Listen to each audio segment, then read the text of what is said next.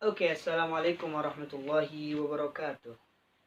Alhamdulillahirabbil alamin wassalatu wassalamu ala asrofil anbiya'i wal mursalin. Amma ba'du. Alhamdulillah, pada masih pagi kayaknya. Pada pagi hari yang berbahagia. Udah agak jangan sih. Saya insya Allah bisa melaksanakan atau men-take video untuk tugas sirofil Quran ini. Dan semoga kita semua yang lagi di karantina di pondok ataupun di rumah, intinya lockdown lah, kita semua insya Allah diberi keberkahan dan kesehatan oleh Allah Subhanahu Wa Taala. Jangan lupa semuanya juga imun dan kesehatan kita selalu ya. Oke, di sini saya akan mempresentasikan sedikit dan banyak tentang atau banyak beberapa kalimat tentang salah satu pembahasan yang ada dalam kitab Al-Ardul Quran ya.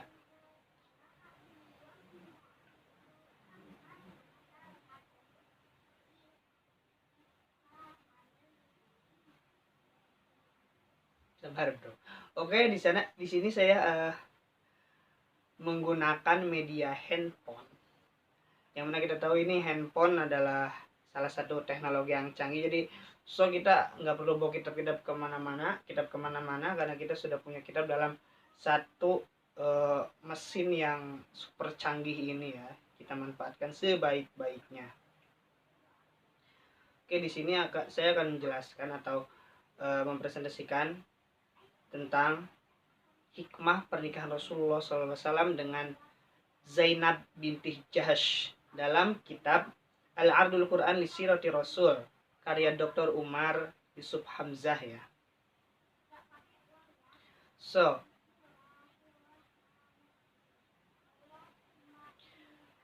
Kalau teman-teman punya kitabnya bisa download di deskripsi.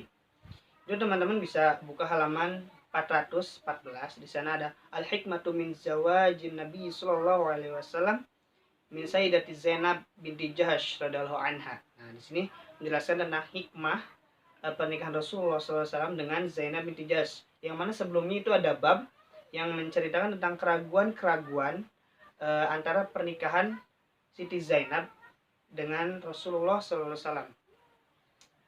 Oke teman-teman semuanya. Nah, di sini dikatakan bahwa Rasulullah menikahi Zainab, yang mana Zainab itu adalah anak bibinya Rasulullah SAW. Yang sebelumnya Zainab ini adalah merupakan istri daripada anak angkatnya Rasul, yaitu Zaid bin Harisah. Yang mana Zaid ini adalah tawanan perang yang oleh Rasul diangkat menjadi budak, kemudian diangkat menjadi anak angkatnya seperti itu. Maka nanti di sini ada hikmah yang bisa diambil dari hubungan tersebut. Ini kan Zaid ini adalah anak angkatnya Rasul. Nah, kita harus tahu dulu bahwa Zaid ini anak angkatnya Rasul. Nanti di sini akan diambil hikmahnya. Seperti yang saya katakan tadi bahwa Zainab binti Jahsh adalah mantan daripada anak angkatnya Rasul, yaitu Zaid bin Harisah. Saya ceritakan sedikit ya. Mungkin di bab sebelumnya juga teman-teman bisa baca. Jadi Zaid ini dengan siapa tadi? Zainab ya. Zainab binti Jahsh dinikahkan oleh Rasul pada waktu sebelum ini ya, sebelum Zainab menikah dengan Rasul. Nah, dan kemudian Zainab ini awalnya menolak sebenarnya. Tapi karena yang memerintahkan Rasul, dan Zainab itu salah satu sahabat wanita pada waktu itu yang beriman ya. Jadi dia menganggap bahwa ini adalah perintah dari Allah. Karena di beberapa riwayat bahwa Zaid itu memiliki rupa yang buruk. Tapi karena ini dipindahkan oleh Rasul, jadi Zainab menikah dengan Zaid. Dan kemudian mereka bercerai karena hubungan rumah tangganya kurang harmonis dan akhirnya bercerai. Kemudian setelah itu Rasul meminang Zainab. Dan Zainab ini teman-teman, beliau adalah salah satu istri Rasul yang yang istimewa. Istimewanya kenapa? Karena beliau langsung dinikahkan oleh Allah, bukan oleh walinya. Luar biasa nggak tuh? Jadi istri langsung dinikahkan oleh Allah, bukan oleh walinya. Bahkan di sini turun ayat Al-Quran yang memerintahkan langsung Rasul untuk menikahi Zainab.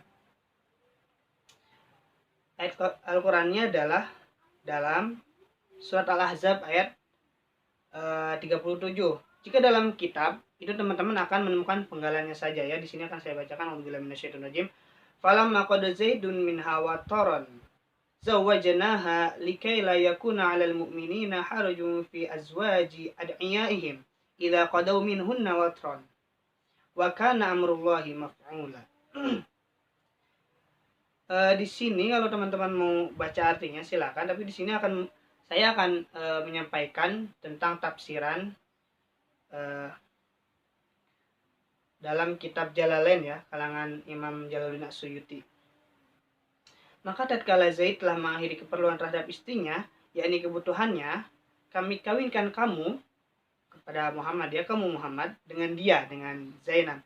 Maka Nabi SAW langsung mengawinya tanpa meminta persetujuannya dulu. Persetujuan Zainab maksudnya di sini. Kemudian beliau membuat walimah buat kaum muslimin. Nah, di sini teman-teman perlu digarisbawahi walimah ya. Walimah ini merupakan suatu pesta pernikahan ya. Walimah, peringatan ya. Walimah untuk kaum muslimin dengan dihidangkan roti dan daging yang mengenyangkan mereka, di mana roti dan daging itu merupakan makanan yang mewah pada saat itu teman-teman. Terutama di golongan kaum Arab ya, yang mengenyangkan mereka supaya tidak ada keberatan bagi orang mukmin untuk mengawini istri-istri anak-anak angkat mereka.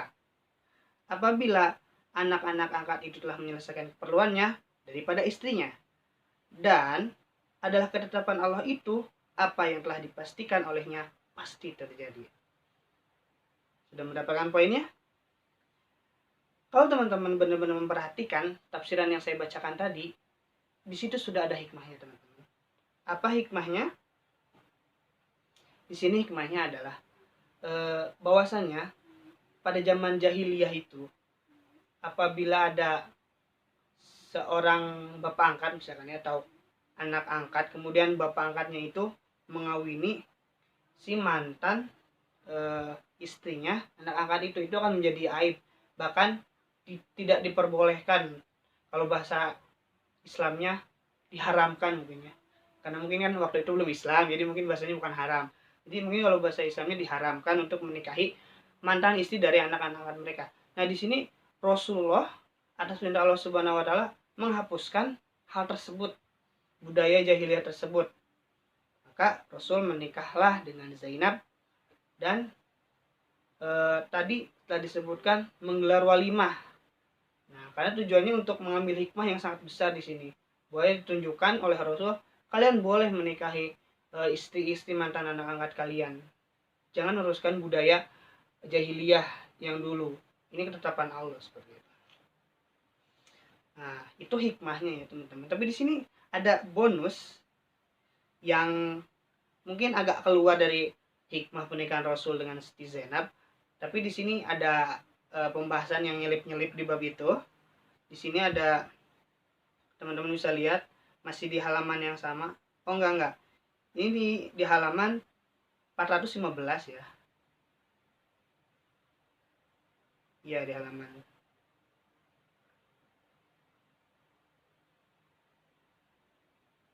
Di halaman 415. Dan sebelumnya ada itu. Al-misalur rabi'. Di sini ada permisalan keempat. Mungkin di bab selanjutnya ada permisalan ketiga, tapi teman-teman di sini poin yang saya ambil bahwasanya di pembahasan al-misalur rabi' di sini adalah perlakuan halus Rasul terhadap istri-istrinya, kemudian bagaimana Rasul ingin menyenangkan hati istri-istrinya, dan di sini pun ada ayat teguran yang Allah berikan untuk Rasul karena hampir saja Rasul melakukan sesuatu yang maksiat, yang dosa, maksudnya beliau melanggar ketaatan Allah. Apa ayat itu? Di sini ada. Nah, di sini teman-teman bisa lihat di surat At-Tahrim ayat 1 ya. Surat At-Tahrim ayat 1.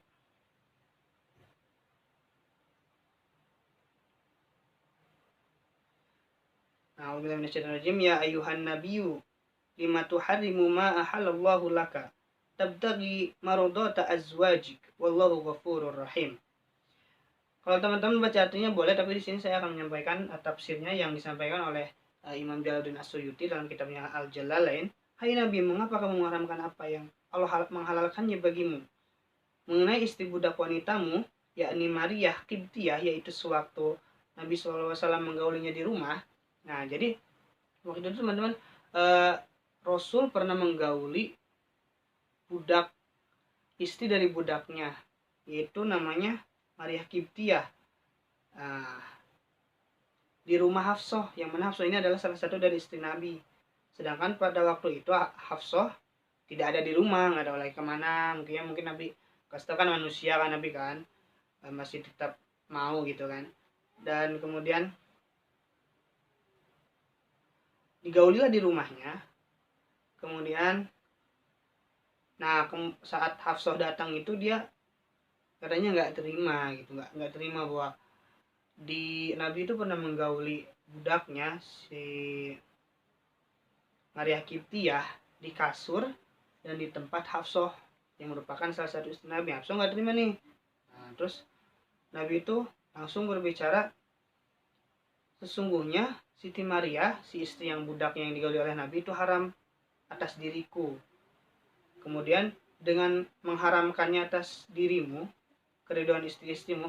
Nah, jadi di sini Allah langsung memberi teguran, kenapa kamu telah mengharamkan sesuatu yang telah aku halalkan bagimu.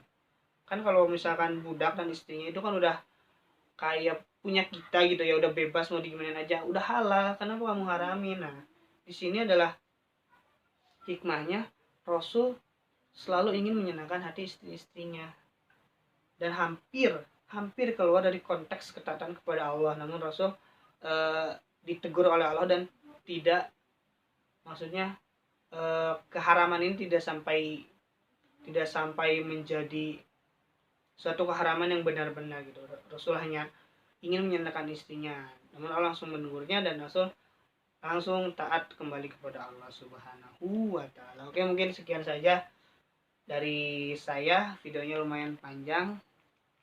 Mudah-mudahan kita semua tetap dalam lindungan Allah, tetap jaga kesehatan, tetap jaga imunitas tubuh.